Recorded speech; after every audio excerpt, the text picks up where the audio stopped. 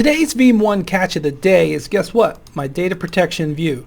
I want to take a look at a really interesting report that I found, the Scale Out Backup Repository Configuration Report. Now, we should always be using the SOBR, or the Scale Out Backup Repository.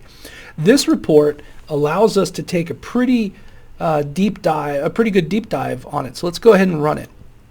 Now, it is scoped for the entire backup infrastructure, and I have it set to go for a number of 5 scale-out backup repositories. Now, across multiple environments, you'll have multiple, but usually for one backup server, you'll have one. So that's why the limit is relatively low. Well, let's get me out of here because we got some good data. So here's the report. I have 5, or actually probably more than 5 across all those environments. And it really gives some nice information about the used space, some total capacity. You'll see 41% used, a really good aggregated view. But with any report, the details always are better on the subsequent pages.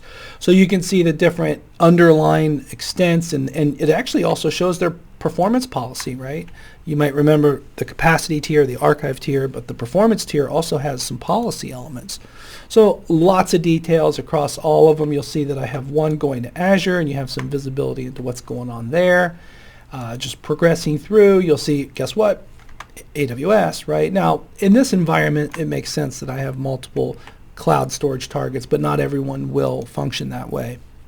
But regardless, Veeam 1 throws it all into the report. So really good information here. Again, the reports, Scale Out Backup Repository, which I recommend you use for all situations, meaning if you even have one repository, use the Scale Out Backup Repository. If you want to see something in the upcoming Veeam 1 catches of the day, just let me know on Twitter and I'll incorporate it. Take care, everyone.